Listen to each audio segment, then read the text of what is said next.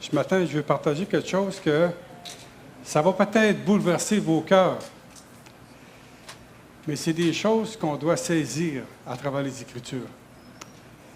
Et j'ai bien aimé faire cette recherche cette semaine. C'était pas moi qui était supposé prêcher le matin. La personne qui était supposée prêcher n'est pas là. Fait que, ils m'ont demandé d'emmener la parole.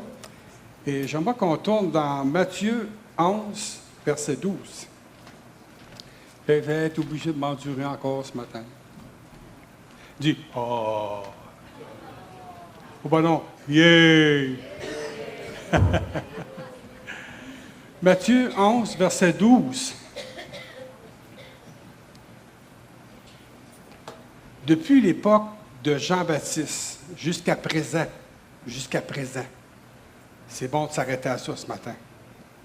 Le royaume des cieux est assailli avec force et des violents s'en emparent. Seigneur, merci pour cette bonne louange qu'on a eue ce matin. Je trouvais que c'était une louange qui allait bien avec le message. C'est une louange de réjouissance. Nous sommes des guerriers, Seigneur. Je te prie de nous aider à saisir ta parole encore ce matin.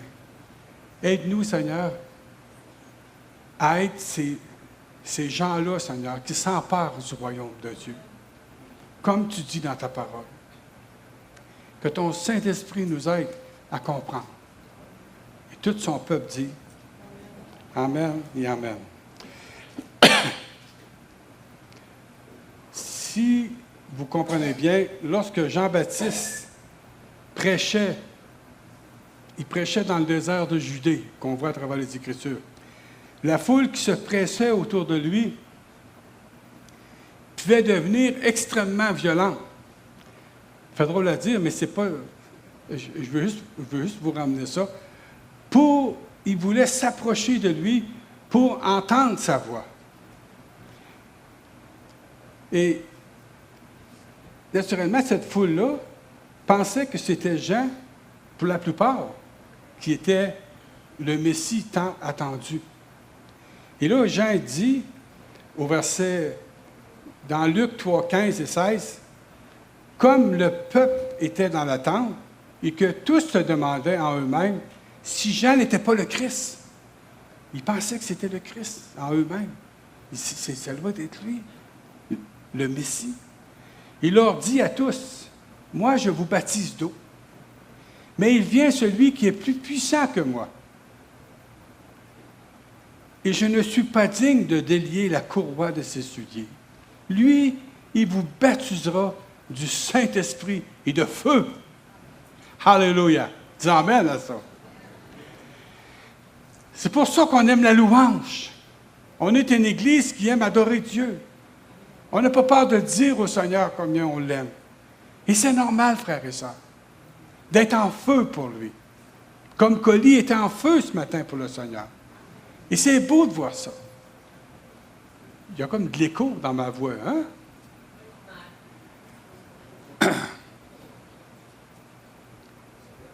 Et souvent, quand Jésus lui-même prêchait, il vivait une scène similaire, que je pourrais dire, avec Jean. Et on peut constater à travers les Écritures qu'il y avait des gens qui se groupaient autour de lui. Des milliers de personnes qui se groupaient autour de lui. Et je veux que vous compreniez quelque chose ici ce matin. La violence dont il est ici question, ça peut désigner, selon les commentaires, deux réalités. Et c'est vrai aussi. Soit la violence de ceux qui s'opposaient à Jésus afin de préserver leur pouvoir religieux, leur emprise religieuse, que je pourrais dire. Parce que la religion, c'est vraiment une emprise sur les gens.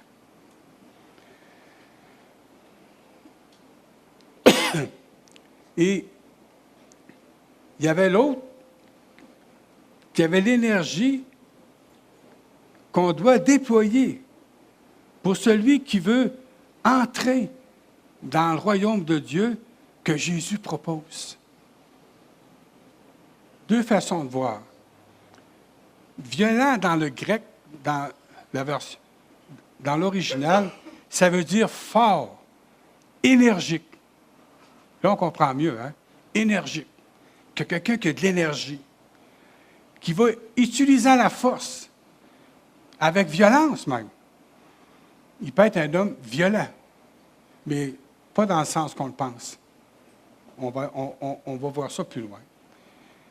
Et Jésus, naturellement, quand il se promenait, il prêchait en dehors des villes des fois. Mais les villes se vidaient, les villages se vidaient pour aller écouter ce qu'il avait à dire. Et naturellement, il annonçait la bonne nouvelle du royaume. Parce qu'en général, à l'époque, les gens étaient disposés et ils venaient par milliers pour entendre et écouter ce que la parole disait, à travers Jean-Baptiste et à travers Jésus-Christ aussi. Ils étaient désireux de s'approcher de cette voix-là qui parlait, qui prêchait. Et on sait qu'à travers les Écritures, il y avait beaucoup de guérisons aussi qui se faisaient par rapport au message annoncé. Ça nous dit dans Luc 12, verset 1, « Pendant ce temps, des milliers de gens, voyez-vous, des milliers de gens s'étaient rassemblés au point qu'ils se marchaient sur les pieds les uns les autres. » Il y avait du monde. Jésus commença par s'adresser à ses disciples. Et là, Jésus témoignait. Puis là, il leur dit, « Gardez-vous, leur dit-il, de ce levain, l'hypocrisie des pharisiens. » Parce qu'il y en avait beaucoup qui venaient aussi pour contredire ce que Jésus disait. Mais en général, les gens avaient un désir d'entendre le Sauveur. Ce Sauveur-là, il était intense. Et naturellement, ils se pressaient tous autour de lui. On le voit souvent à travers les Écritures. Au point que ça nous dit qu'ils se piétinaient sur les pieds les uns les autres. Spécial. Juste pour vous dire que le royaume des cieux est pris d'assaut par ceux qui s'y pressent avec ardeur. Par ceux qui s'y pressent avec ardeur. Les gens se bousculaient pour être à portée de sa voix, que je pourrais dire. Parce qu'ils voulaient entendre ce message de salut pour être sauvés. Car le royaume des cieux subit la violence, et ce sont les violents qui s'en emparent. Comprenez que depuis les jours de Jean-Baptiste jusqu'à présent, qu'on a vu tantôt, le royaume des cieux subit la violence. Et c'est les violents qui s'en emparent. On va essayer de comprendre ça ensemble. Mais peut-être vous allez nous dire ce matin, voyons donc, pasteur, tu veux-tu dire que comprendre pour être sauvé, un homme doit recourir à la violence et faire preuve de ferveur bouillante afin d'obtenir le salut? Et je vous dirais oui, tout à fait. C'est ça que les Écritures nous enseignent. C'est tout à fait ça. Il faut avoir de la ferveur pour aller chercher le salut, comme qu'on voit à travers les Écritures. Et c'est là, naturellement, le critère qui nous permet de distinguer ceux qui ont reçu l'Esprit de Dieu et ceux qui ne l'ont pas reçu. Amen. Ceux qui ont reçu l'Esprit, en vérité et en authenticité, que je pourrais dire, sont des hommes violents qu'on voit à travers les Écritures. Ils ont un désir ardent d'être sauvés. Et ils luttent avec acharnement pour pouvoir entrer. Est-ce que tu avais déjà vu ça comme ça? Dans Matthieu 7, verset 13, ça nous dit, Jésus dit, « Entrez par la porte étroite. » En effet, large est la porte et facile la route qui mène à la perdition. C'est Jésus qui dit ça, frères et sœurs. Nombreux sont ceux qui s'y engagent, qui dit. Hi. Mais étroite est la porte, et difficile, qui dit, le sentier qui mène à la vie. Qu'ils sont peu nombreux, ceux qui les trouvent. Beaucoup chercheront à entrer, qu'on voit, mais peu y parviendront. D'où l'importance, frères et sœurs, de lutter pour s'accaparer de ce que Dieu dit. On doit être des guerriers, des lutteurs. Parce que beaucoup chercheront, puis ils n'y parviendront pas. Et ce matin, je vais attirer votre attention sur ces hommes violents. On va essayer de les regarder dans la parole. Ces hommes qui étaient, et ces femmes, il y avait beaucoup de femmes aussi qui suivaient le Seigneur, qui étaient énergiques. Il y avait de la force, une discipline aussi. Elles sont considérées des hommes violents. Comprenez que ce qu'ils sont, naturellement, ils doivent simplement à la grâce divine. Ça ne vient pas d'eux autres. Ils le doivent à la grâce divine. Paul dit à un moment donné, j'ai prêché plus que ou tous. Il dit non pas moi, mais il dit la grâce de Christ en moi. Ils ne sont pas ainsi par nature. Ça n'a aucun rapport à leur nature. Mais il y a une œuvre secrète de la grâce qui agit en eux, et c'est ainsi qu'ils sont devenus des hommes et des femmes violentes pour le Seigneur. Pensez simplement à l'apôtre Paul, quand il se défend dans les Actes 26, on va lire les versets, Actes 26, 19 à 23. Il dit, c'est pas roi, il dit, roi Agrippa. Il se défend devant le roi Agrippa. On ne compte pas toute l'histoire, là. Je n'ai pas résisté à la vision céleste, qu'il dit. Un moment donné, Paul il a eu une rencontre avec Dieu. C'est ça, ce chemin de Damas. Mais je n'ai pas résisté à la vision céleste. Aux habitants de Damas, d'abord, on voit qu'il a évangélisé à Damas avant de retourner à Jérusalem. Puis à ceux de Jérusalem, qu'il dit ici. Dans toute la Judée, il y a aux non-juifs, qu'il dit. Paul avait compris les Écritures. Vous allez le voir plus loin.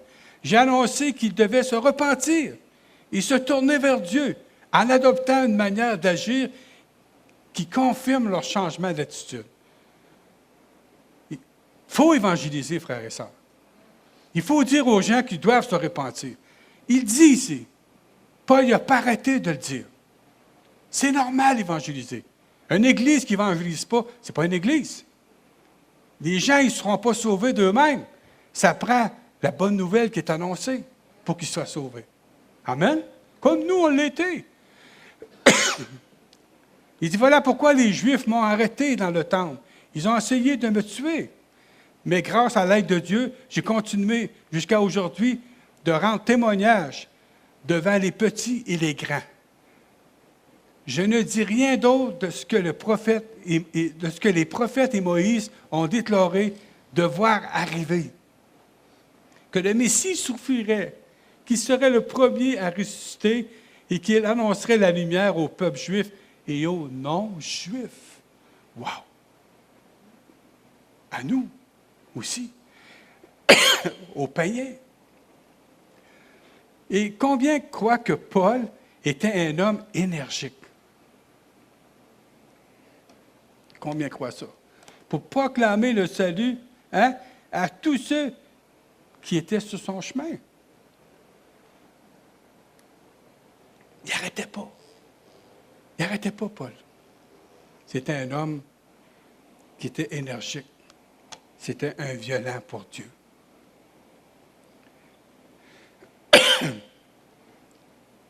Observez ces hommes déterminés.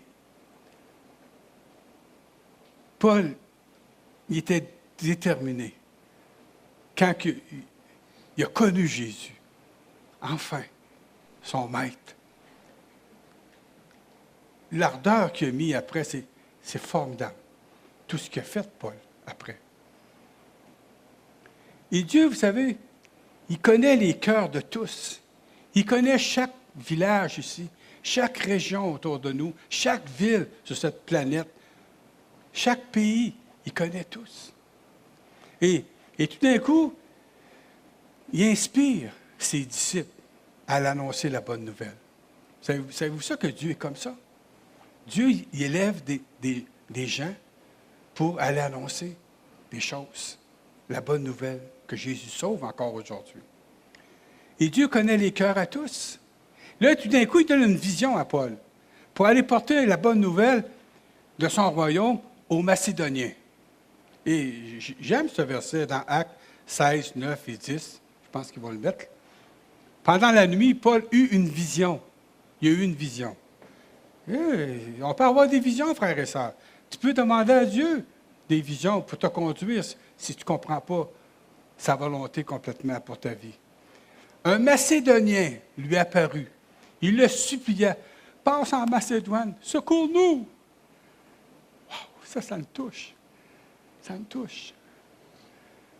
Moi, j'étais dans un petit village dans le temps à Pressac. Puis Dieu il a permis que je le connaisse, que je connaisse sa grâce. Et je voulais que le village vienne à Christ. Dieu avait mis ça dans mon cœur pour ce village-là. Et suite à la vision de Paul, nous avons aussitôt cherché à nous rendre en Macédoine, concluant que le Seigneur nous appelait à y annoncer la bonne nouvelle. La bonne nouvelle, frères et sœurs. Ce n'est pas une mauvaise nouvelle, c'est une bonne nouvelle. Faites pas comme moi je faisais avant. Si les gens ne se convertissaient pas, des flammes dans l'enfer crépitaient à côté de moi. Ce n'est pas une manière de témoigner, je veux dire.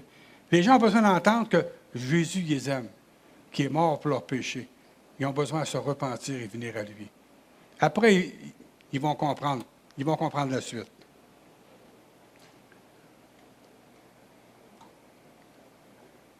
On voit que les fidèles, les gens qui veulent rencontrer Christ, quand tu connais le Seigneur, la première chose que tu fais, c'est quoi tu fais? Quand tu as connu le Seigneur. Moi, la première chose que j'ai fait quand j'ai connu le Seigneur, je voulais aller dans une église où qui prêchait la parole. C'était la première chose que j'ai faite. Je ne voulais pas continuer dans ma religion parce que je savais qu'il ne prêchait pas la parole. Je voulais aller dans une place où qui prêchait la parole de Dieu. Et c'est ça que j'ai fait. Et c'est normal, quand tu connais le Seigneur, de te chercher une place où que tu vas grandir dans la foi. Il y a un choix dans la gorge. Je me rappelle, j'avais été avec mon épouse à une rencontre à Amos, à l'église d'Amos, dans le temps. Une petite chapelle, il n'y avait pas grand monde qui était là. Et on avait été entendre des témoignages des jeunes qui avaient venu, je ne sais pas d'où, dans le coin de Montréal, je pense. Puis il avait donné, des jeunes qui avaient donné leur vie au Seigneur, comme qu'on veut nos jeunes aujourd'hui, qui avancent à l'avant et qui louent le Seigneur, sont remplis du Seigneur. Et ils avaient donné leur témoignage, et moi, ça m'avait frappé. Voyons, donc, je n'étais pas habitué à ça, moi, là. Moi, j'étais habitué à la messe, là, tu sais. Est-ce qu'il y en a qui ont été à une messe, ça, oui? C'est pas mal plus tranquille, hein, qu'un matin, là. Je ne dis pas ça pour les condamner, là. C'est plus tranquille un peu, n'est-ce pas? On se lève, on s'assied, on se lève, on s'assied. Mais là, ces jeunes-là, wow! L'amour qu'il y avait dans leurs yeux, puis comment ils aimaient Dieu. Hey, moi, ça m'a questionné, je vous le dis, là. J'ai dit, boy de boy. Je vous dis, là, en sortant de là, j'ai dit, hey, j'aime pas le Seigneur comme ça, moi. J'aime pas le Seigneur comme ça, pas en tout, là. Je dis, qu'est-ce qu'ils ont? Qu'est-ce qu'ils ont? Et ça m'a questionné. C'était bon que, je pense que c'est Viviane et Michel qui nous avons emmenés là. Et je voulais trouver, moi aussi, la paix, le repos dans mon âme. Je voulais avoir la miséricorde de Dieu aussi. Et je voulais avoir cette rencontre divine que ces jeunes-là avaient eue. Je voulais être comme ça, moi aussi. Et là, c'est là que je réalise que il faut être violent pour s'emparer du royaume de Dieu. Il faut chercher. Il faut demander. Il faut frapper. Il faut écouter. Et c'est là que, enfin, j'ai connu le Seigneur. Et tout d'un coup, le réconfort est venu dans mon âme. La paix est venue dans mon âme. Le Saint-Esprit me confirmait que j'étais devenu un enfant de Dieu, comme qu'on voit dans les Actes des Apôtres. Puis là, tout d'un coup, ma vie a été transformée de A à Z.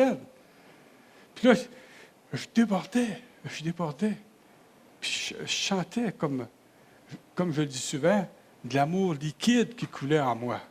C'était tellement bon de sentir sa présence. Et je le sens encore. Après tant d'années, après 48 ans, on était fait notre témoignage aux jeunes dimanche passé en bas. Puis la plupart des jeunes qui étaient là, ils n'étaient même pas nés quand on est venu au Seigneur. Je pense qu'il n'y en avait pas un qui était né. C'est ça qu'on leur disait. Comment que Dieu nous a sauvés dans le temps. C'était un réveil qui se passait. Il se passait un réveil. Je pense qu'on était 8 à 10, 12 dans cette petite chapelle-là. Et dans l'espace de 2-3 ans, on s'est ramassé à 300. C'est un réveil. Et aussi, qu'est-ce qui se passait dans mon cœur? Je vous dis ça ce matin, c'est pour que tu saches, es-tu un violent pour le royaume de Dieu ce matin? Et tout d'un coup, dans mon cœur, je désirais lire la Bible. Avant, jamais. Je n'avais même pas une Bible à la maison. J'ai une fieste qui se passait là-bas, là, à côté. Puis là, tout d'un coup, on s'est acheté des Bibles, on s'est mis à lire notre Bible. Je dévorais la Bible. Je lisais ça, là, puis j'étais béni des histoires, puis je ne comprenais pas tout, mais j'étais béni de lire la Bible. Et je la lis encore, puis je suis encore béni. C'est un délice pour moi de lire ma Bible le matin avec mon épouse. C'est un délice.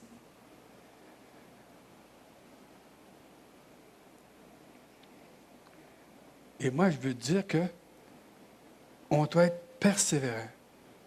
On doit insister. On doit plaider avec Dieu. On doit lutter avec Dieu. On doit se battre pour Dieu. Et quand tu fais ça, tu récoltes des choses extraordinaires dans ta vie. Tu vas sentir la présence de Dieu comme tu ne l'as jamais senti auparavant. Parce que Dieu, il aime les violents. Il aime ceux qui le désirent, comme qu'on a vu ce matin à travers la louange. Collie était tout énervée, là. Elle voulait louer le Seigneur, puis c'est bon. Je trouvais tellement bon ce qu'elle faisait. Je dis, une violente pour le Seigneur. Tu connais Collie? Ah, elle est là. Je pensais qu'elle était assise là. D'un coup, ça, mais c'est assis là-bas, là. Faut pas que je m'énerve trop, je suis en train de m'étouffer.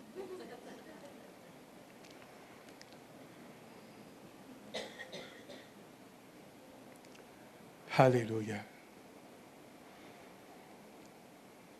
On ne peut pas trouver la paix sans connaître Jésus. Moi, la première chose que j'ai faite, frères et sœurs, j'ai été dans ma famille. J'ai fait, je ne sais pas comment, de voyage à Montréal pour aller voir les miens à Montréal. Il y a beaucoup de personnes dans ma famille qui ont donné leur cœur à Jésus. Mais j'étais poussé à aller leur témoigner. Mes enfants, c'était pareil. Je m'arrangeais pour qu'ils fassent la prière quasiment tous les soirs, pour qu'ils comprennent. J'étais fou, j'étais rendu fou pour Jésus. Mais c'est la plus belle folie que j'ai jamais vécue, malgré que je n'étais pas fou avant, là.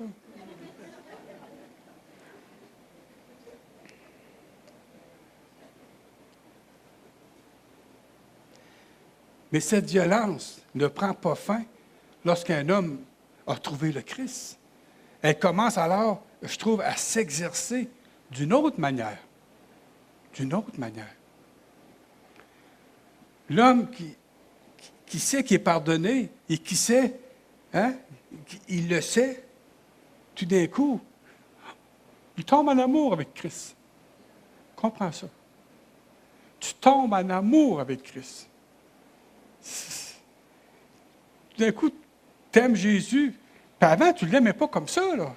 Comme les jeunes que j'ai vus à l'église d'Amos, ils étaient en amour avec Jésus. Puis moi, j'avais honte de ne pas être en amour de même avec Jésus en voyant ces jeunes-là. Boy, Je suis loin d'être en amour, moi, là, tu sais. Tu sais, Jésus, je ne parlais jamais de lui. Toi, Michel, quand tu as connu Jésus, tu en as parlé partout. Hein? Puis tu en parles encore, je sais, je t'entends des fois faire des témoignages. Continue. Continue. Puis on dirait que, je me rappelle, j'aurais été prêt à mourir pour le Seigneur. Quelqu'un me disait, mettons, là, renie ta foi, je te tire une balle, tire. Parce que moi, là, c'était Jésus, là. C'était juste lui. Puis sans interruption. Dans Matthieu 22, 37 et 38, ce que je dis, ce n'est pas de la folie, c'est de la réalité. Ça doit être vrai pour chacun qui a connu le Christ. Jésus lui répondit, « Tu aimeras le Seigneur ton Dieu de tout ton cœur, de toute ton âme et de toute ta pensée. » Hey! C'est ça. Si tu vois un homme comme ça, ou une femme comme ça, tu peux être convaincu que c'est un chrétien. Tu peux être convaincu que c'est un chrétien. Amen? Eh boy, ça ne parle pas fort ici ce matin. Hein? Observez la prière des gens qui aiment le Seigneur. Moi, là, je découvre beaucoup la personnalité des gens à travers la prière. Des entendre prier. Je sais quand quelqu'un prie, quelle communion qu'il a avec le Seigneur. Ça se voit dans sa prière. Son intensité. Il n'est pas obligé de crier, là. Mais sa façon de prier, sa façon de dire les choses, sa façon de parler aussi. On peut voir l'intensité d'une personne avec son Seigneur. Est-ce que vous êtes d'accord avec moi? Oui? Moi, je veux être toujours un pasteur vivant. Puis je veux voir des pasteurs vivants. Je veux voir des fidèles qui sont vivants. Qui sont vivants pour le Seigneur. Des anciens qui sont vivants. Même s'ils sont anciens, hein?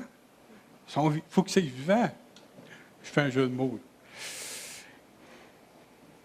Et tant qu'on n'aura pas de tels hommes, de telles femmes comme ça, tant qu'on n'aura pas dans leur âme, que leur âme brûle de feu, même de la vie, hein, que ça brûle, qui ont des langues de vie quand ils parlent, des yeux de vie quand ils regardent, des âmes de vie, sont pleins de vie.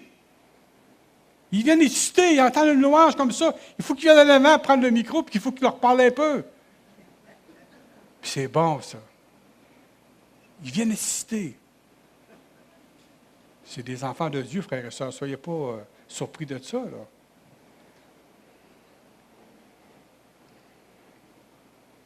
Si on n'a pas ces gens-là avec nous, on ne pourra pas prendre le royaume des cieux d'assaut.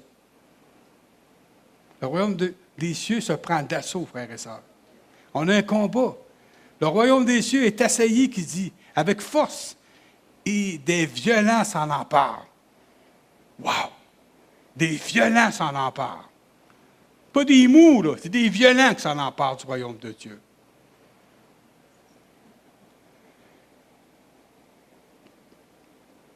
Le Saint-Esprit veut te conduire avec une telle faveur. Hein? Il veut que tu aies de la faveur. Est-ce que tu pries des fois avec une faveur comme ça?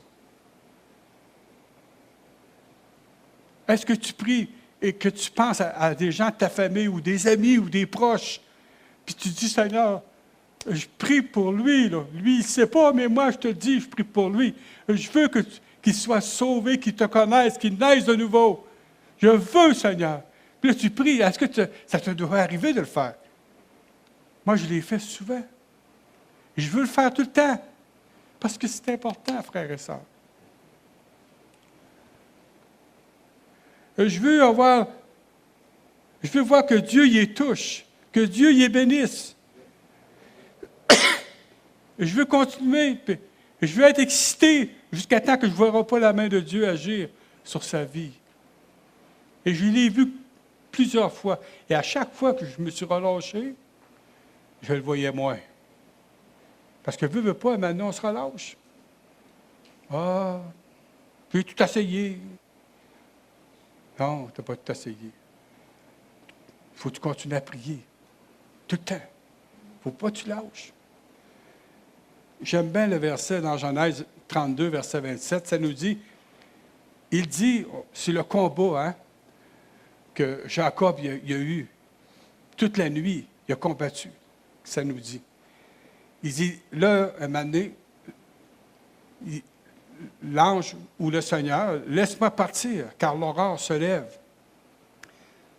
Jacob répondit, je ne te laisserai pas partir avant que tu m'aies béni. Wow! Quelle prière! Je veux avoir des prières comme ça. Je vais cogner à la porte, Seigneur. Je ne cesserai de cogner à la porte jusqu'à temps où que je vois cette personne que tu connais, que je connais, qu'elle se donne à toi.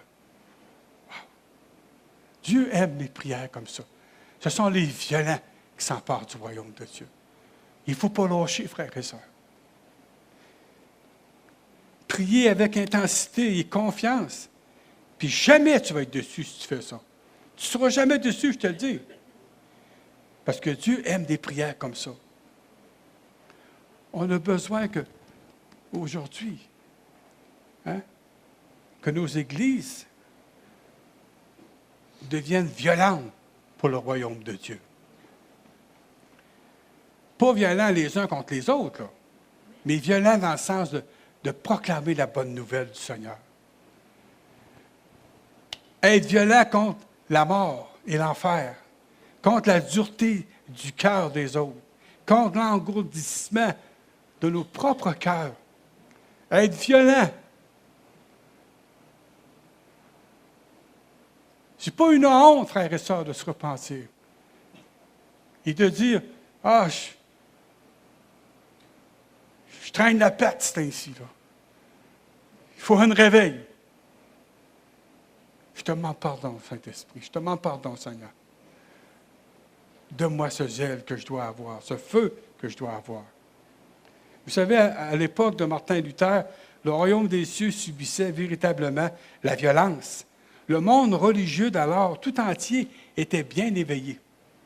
Si vous lisez l'histoire, il était bien éveillé. Mais aujourd'hui, je crains qu'une grande partie sont profondément endormis, même dans nos églises. Une grande partie sont endormis. Il y en a qui sont éveillés, puis il y en a qui sont endormis. Mais il faut être tous éveillés. Est-ce que vous êtes d'accord avec moi? J'aime voir les jeunes qui sont éveillés dans l'Église. C'est beau de les voir. J'ai été béni d'aller en bas dimanche passé. Des jeunes avec des petits yeux brillants, là. Wow!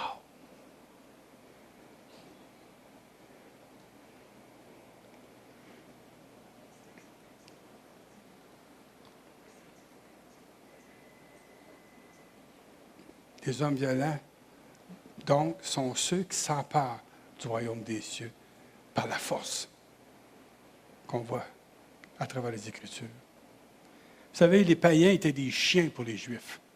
On était des chiens pour les Juifs. On l'est encore pour plusieurs Juifs qui ne connaissent pas le Seigneur.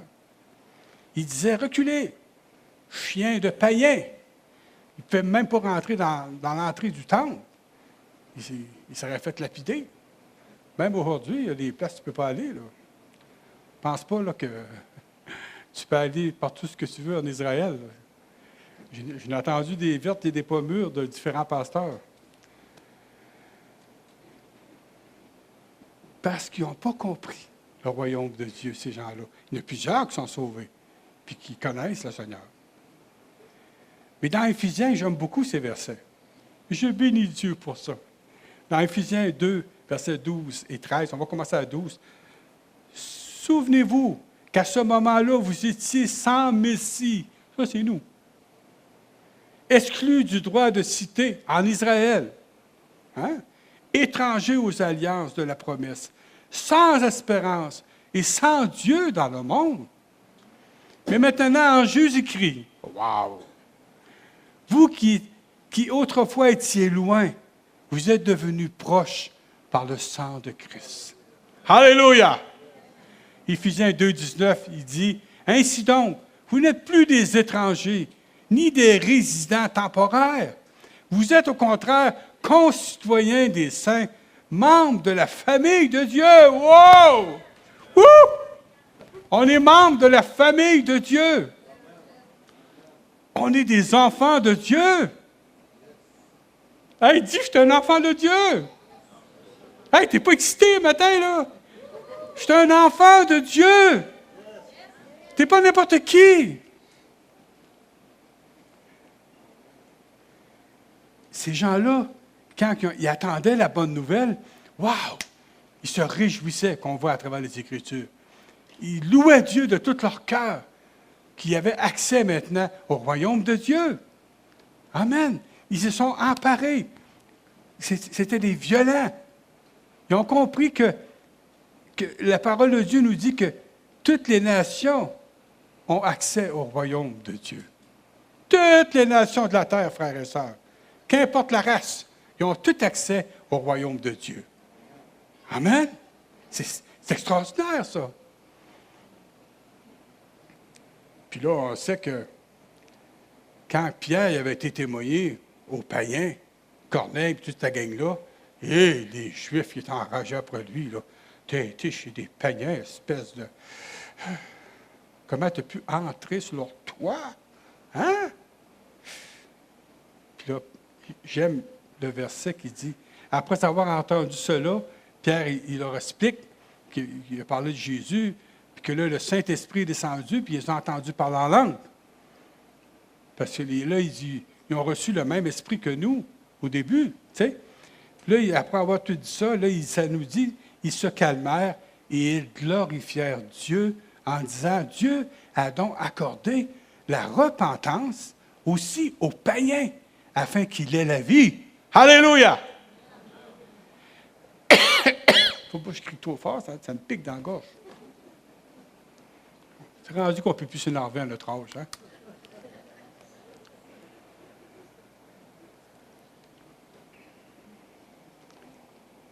Quand l'Esprit vivifiant vient dans notre cœur. Wow! Ah, c'est extraordinaire. Une chose, à cause de ça, à cause de ce que je viens de dire, à cause que maintenant c'est ouvert à tous, une chose qu'on doit comprendre et qu'on doit méditer profondément, pour tous ceux qui sont autour de nous ou qu'on a accès à eux, qu'on peut leur témoigner, tu as un entourage. Chaque personne ici a un entourage. Veux pas. Tu as des voisins, tu vas au restaurant des fois, je ne sais pas, tu as des amis. Bien, je veux que tu comprennes ça ce matin. Dans Jean 3, ça nous dit, Jésus répondit, en vérité, je te le dis, si un homme ne naît de nouveau, il ne peut voir le royaume de Dieu. Et Jean 3,16, en effet, Dieu a tant aimé le monde qu'il a donné son Fils unique afin que quiconque croit en lui, ne périsse pas, mais qu'il ait la vie éternelle. C'est pas aussi un verset qu'il faut gorocher comme ça. Il faut le méditer, frères et sœurs. Il faut que tu te dises là, que tes proches, tes enfants, qu'importe, tes amis, ils ont besoin de croire pour être sauvés. Ils ont besoin de connaître Jésus pour être sauvés. Tu comprends-tu ce que je te dis? Tu as besoin de leur témoigner de l'amour de Dieu, que Dieu les aime. Amen. Ces versets-là sont capitaux, parce que c'est ça qui va les faire entrer dans le royaume de Dieu. Souvent, ma prière, c'est « Ô Dieu, aie pitié de ma famille. » Combien de fois j'ai dit ça à Dieu? « Aie pitié de ma famille. » Tous ceux qui m'entourent, Seigneur. Je ne veux pas qu'ils tombent. Je ne veux pas qu'ils soient perdus. Puis là, souvent, je plaide avec Dieu, je dis, Seigneur, tu dis dans ta parole que tu ne veux pas que le méchant périsse. Tu veux que le méchant vive. Puis Seigneur, je te prie, Seigneur, donne-moi l'opportunité, la révélation pour leur témoigner, de la manière qu'ils vont être attentifs à ce que je vais dire. Amen. On a tellement besoin de la sagesse de Dieu, frères et sœurs. On a besoin de la sagesse de Dieu pour que les gens soient attirés à Jésus. Est-ce que vous croyez ça? Parce que veut pas, nos proches, nos amis, nos voisins, tous ceux qui nous entourent, le diable est derrière eux. C'est ça qu'on voit dans les Écritures. Et s'ils ne se repentent pas, ça va être terrible pour eux.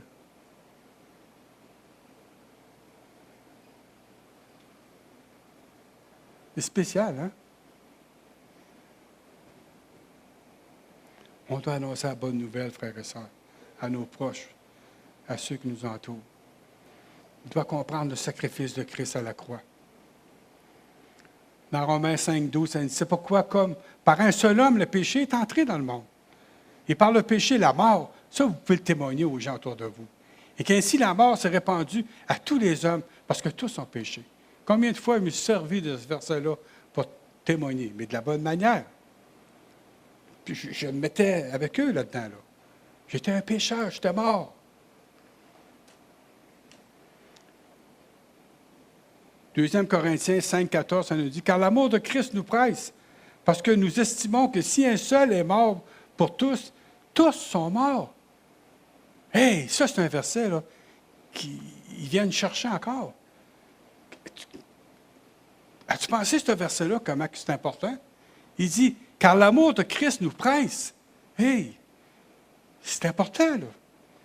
Parce que si nous estimons que si un seul est mort pour tous, tous sont morts.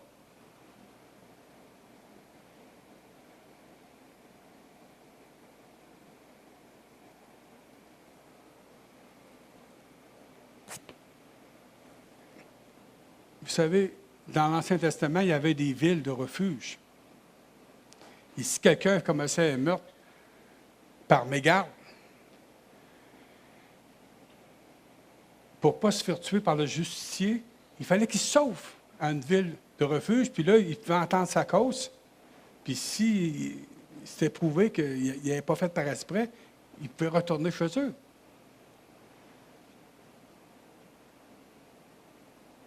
Mais notre ville de refuge, maintenant, c'est Jésus-Christ. Et tous ceux dans ce monde qui ne l'ont pas connu sont tous dans le péché. Tous ont péché, que la Bible dit. Ils ont besoin d'aller à cette ville de refuge pour connaître la liberté. Parce que Christ a payé pour leur péché. Et les gens ont besoin de comprendre ça. Ils ont besoin. Il ne faut pas qu'ils continuent à pécher. Ils ont besoin de venir à Christ pour qu'ils arrêtent, justement. Hein? Qu'ils arrêtent de pécher. Et ça, c'est un combat, frères et sœurs, pour chacun d'entre vous. Pour moi, c'est un combat. De parler à la personne que je rencontre. De trouver une façon de lui parler. Créer un lien d'amitié au début. Vous n'avez pas obligé de dire tout de suite. Mais niaisez pas trop. Parce que demain ne nous appartient pas. J'aime bien l'histoire. Est-ce que vous avez déjà lu l'histoire du pèlerin? Qui a lu l'histoire du pèlerin? Oui? OK. Je vais vous lire une histoire de John Bunyan. C'est lui qui écrit le livre. Puis là, ça nous dit, je n'ai pas marqué le chapitre, mais en tout cas, il dit, « Je vis aussi que l'interprète le prit par la main et le conduisit dans un lieu agréable, où était érigé un palais majestueux, magnifique à voir, à la vue duquel Christian fut grandement ravi.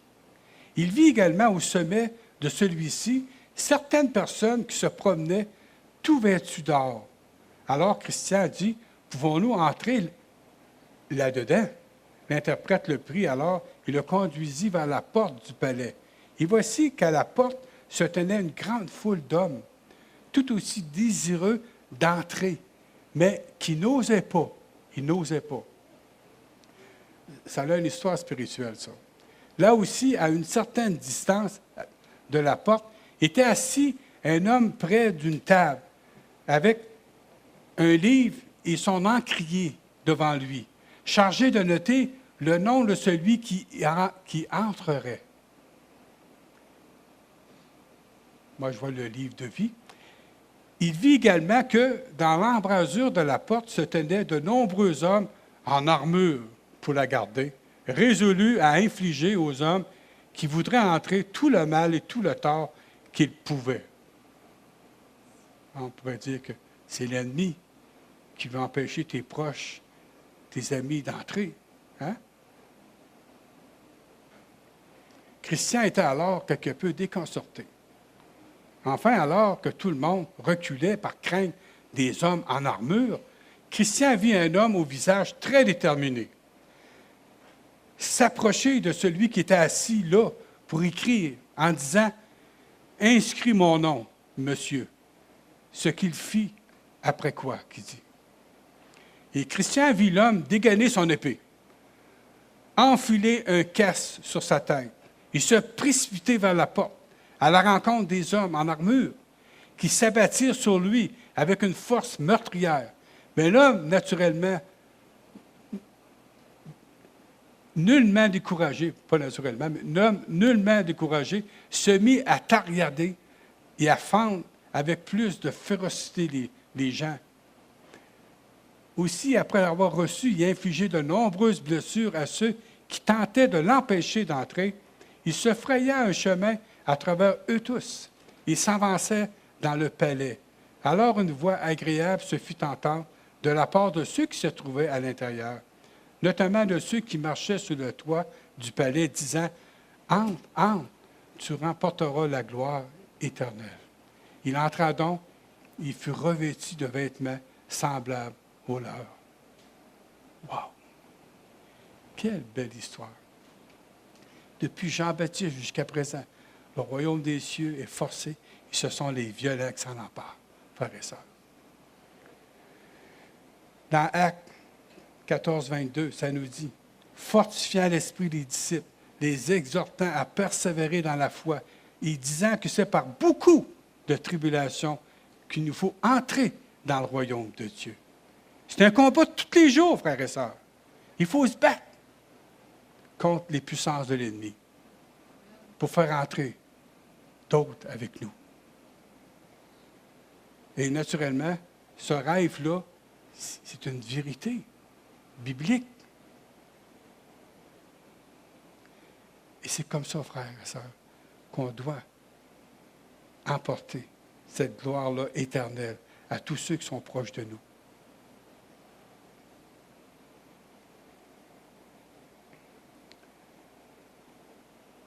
On a des ennemis autour de nous. On a des ennemis à l'extérieur de nous. On a des ennemis à l'intérieur de nous. On pourrait en parler longuement. En dessous, partout sur nos côtés, il y a le monde, la chair et le diable. Mais si l'Esprit est en vous, vous êtes plus que vainqueur par celui qui vous a aimé. Vous êtes plus que vainqueur par celui qui vous a aimé. Vous pouvez combattre pour lui. Amen. Vous êtes des soldats du Christ. Sortez vos épées, frères et sœurs. N'ayez pas peur. N'ayez pas peur. Un commentaire disait, « L'homme qui veut être sauvé doit se montrer violent en raison de l'opposition qu'il doit affronter. » Puis je trouvais donc ça vrai. Donc ça vrai.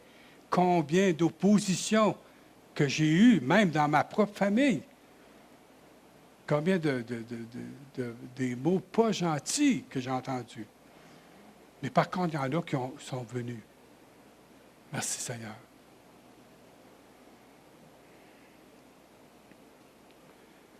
Sachez que c'est le signe, c'est la marque qui distingue le véritable enfant de Dieu du faux croyant.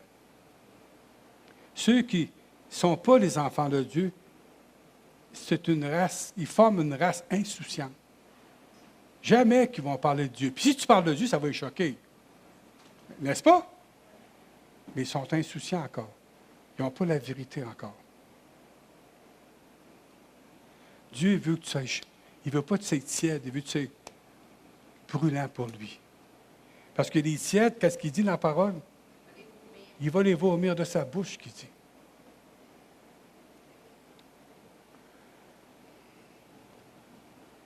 Oui, le chemin du ciel, souvent est fait de descendre et de monter. Difficile, parsemé d'épreuves. Mais on est plus que vainqueur par celui qui nous a aimés. Entrez par la porte, Matthieu 7, 13 et 14, en terminant. Entrez par la porte étroite, car large est la porte, spacieux le chemin qui mène à la perdition. Il y en a beaucoup qui rentrent par là. Mais étroite est la porte. Resserrez le chemin qui mène à la vie. Il y en a peu qui les trouvent. Dieu va toujours exaucer, toujours les prières de ceux qui le cherchent ardemment, frères et sœurs. Il va toujours les exaucer.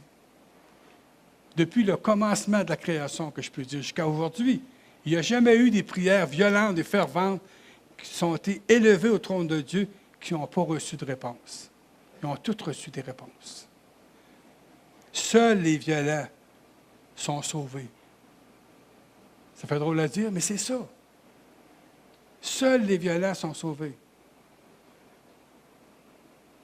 Et quand il est sauvé, il ne peut plus périr.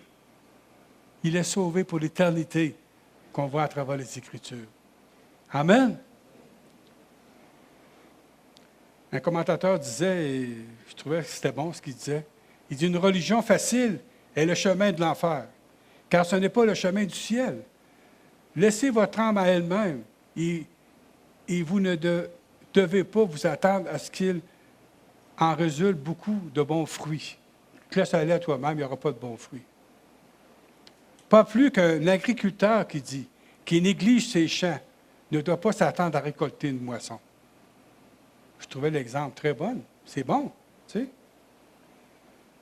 Que le Seigneur puisse imprimer davantage la valeur des hommes autour de nous. Que ça devienne vivant dans notre cœur. Que ça devienne vivant dans le monde. Moi, là, j'appréhende beaucoup mes voisins pour qu'ils viennent à l'Évangile. Mais je demande à Dieu la sagesse. J'espère un jour les voir ici, en train de louer le Seigneur avec nous.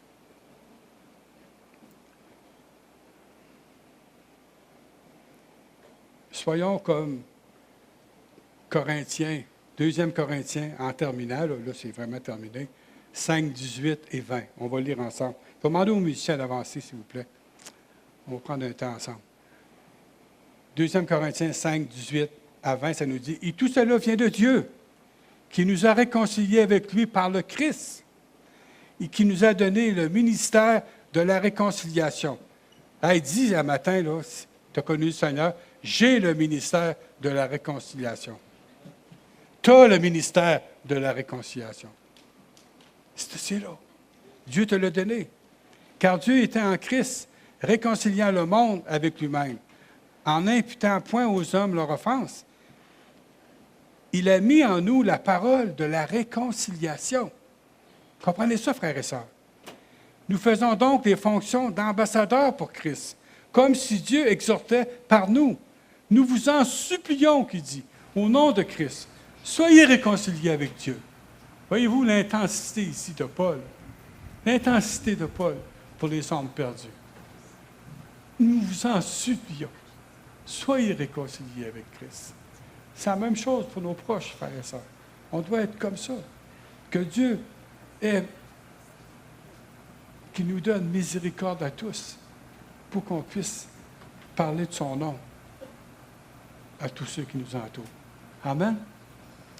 Fait que c'est ça que j'ai eu dans mon cœur à partager ce matin, pour vous encourager, pour réveiller en vous quelque chose. J'espère que le Saint-Esprit vous a touché.